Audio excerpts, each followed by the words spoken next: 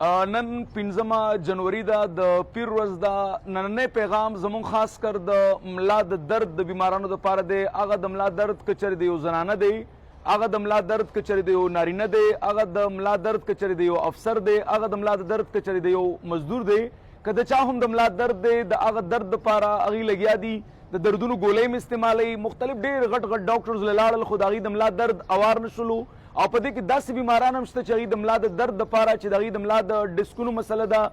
یا د دې نه علاوه هغې د خپې د رګ د بندېدو مسله ده، کوم ته چیاټک نرو ویلی کېږي، د ملا نه درد شروع کېږي، ښۍ خپې ته راځي، د ملا نه درد شروع کېږي، ګسې خپې ته راځي یا د ملا نه درد شروع کېږي، دواړو خپو ته راځي. دې دپاره زیاتر خلکو اپریشنونو هم کړي دي او د هغې باوجود هغه نن انتهایي پازاب دي. لکه د اپریشن نه وړاندې هم پازاب وو، خو نن د اپریشن نه بعد هغې نور هم ډېر زیات پازاب دي. په دې کې داسې بیماران هم شته دی چې د ملا د درد په وجه باندې هغې بالکل سهار کې پاڅېدلی نه شي،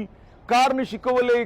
مختلف چې کوم اکټیویټیز دي هغه بالکل نشي کولی. داسې خلک هم په دې کې شته دی چې د ملا د درد دپاره به هغې څه ګولۍ یا انجکشن وغیره به استعمالولو، د هغې د ملا درد به کنټرول ګزاره به یې کېدله. نن د هغې په هغه ګولۍ باندې ګزاره نه کېږي، نن د هغې په هغه انجکشن باندې ګزاره نه کېږي. داسې زنانه چې هغې ته د ملا درد یعنې د څه چوټ په وجه باندې راغلی دی،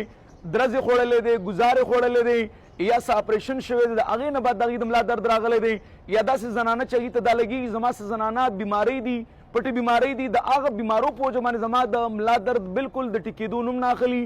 زه بالکل مونځ نشم کولی، مونځ په ولاړه نشم کولی یا مطلب مونځ په ناسته هم صحیح نشم کولی. اکثر کرسۍ کې کېنم بیا مونځ کوم، یا داسې نارینه چې هغه په دفتر کې نشي کېناستلی، داسې نارینه چې هغه مزدوري نشي کولی، خپله خواري نشي کولی، هغې ته مو دا پیغام دی که چېرې تاسو دغه د ملا درد بغیر د اپریشن ټیکول غواړئ، که تاسو د ملا دغه درد د ډېر وخت د لانګ ټایم د دوایانو د استعمال نه ځان ساتل غواړئ او په یو څو ورځو کې یا په یو څو میاشتو کې دغه درد ختمول غواړئ، نو درد به ذات خود څه بیماري نه ده، د دغه درد وجوهات معلومول ډېر زیات ضروري دي. هغه که په څه وجوهاتو باندې هم ستاسو د ملا درد راغلی دی او تاسو ټیکول غواړئ، نو د هغې دپاره واحد لاره هومیوپیتي ده. ولې چې په هومیوپیتي کې داسې میډیسن شته دی لکه کالیکارب یو ډېر ټاپ میډیسن دی د ملا درد په ټیک کېدو کې، سیمیسیفیوګا یو ډېر ټاپ میډیسن دی، کالوسینتس دی کې یو ډېر ټاپ میډیسن دی، ایسکولس دی کې یو ډېر ټاپ میډیسن دی. ما په داسې بیمارانو کې د ملا د درد داسې بیماران هم کتلي دي چې د ملا د درد سره سره هغې د بواسیرو ښکار دي،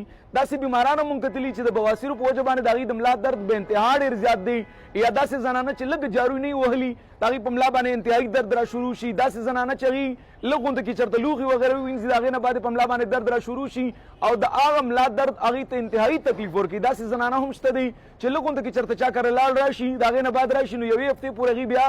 زیله نه راځي د دغه ملا د درد په وجه باندې یا د سټ د دغه مهرو په وجه باندې یا د خپې رګې بندي د هغې په وجه باندې خپې ورسره میږي میږي کېږي. داسې ټول زنانه یا نارینه چاته هم چې د ملا د درد مسله ده خپله علاقه کې یو تکړه هومیوپیتھک ډاکټر وګورئ، د هغه نه ټریټمنټ والئ. که نه وي زموږ په پېښور ښار کې اسپتال، زموږ په صوابۍ کې اسپتال، زموږ په چارسده مردان روډ باندې اسپتال دی، زموږ ډېر تکړه ډاکټرز ناست وي، تاسو لا یو بهترین چیک اپ کوي، معلومات دله کوي چې درد ولې دی، د هغه درد نه بعد هغې د هومیوپیتي د دوایي انتخاب کوي، د دوایي نه بعد د پوټنسي انتخاب کوي او د هغې استعمالول څنګه پکار دي دغه ټول هر څه باندې تاسو پوهېږئ او لږ غونته کې پرهیز یو 15-14 ورځې پرهیز درته ښیي، هغې نه بعد به الله رب الجلال تاسو ټولو ته صحت کامله درکوي. نو هغه څوک چې هغه د مختلف ډېر وختونو نه د ملا د درد سره مخ دي، پیغام ورته دا دی هومیوپیتھک علاج سایټ ته لاړ شئ، که نه وي حیدر مومند اسپتال چېرته تللی نه دی دغه ځای وزټ کوئ.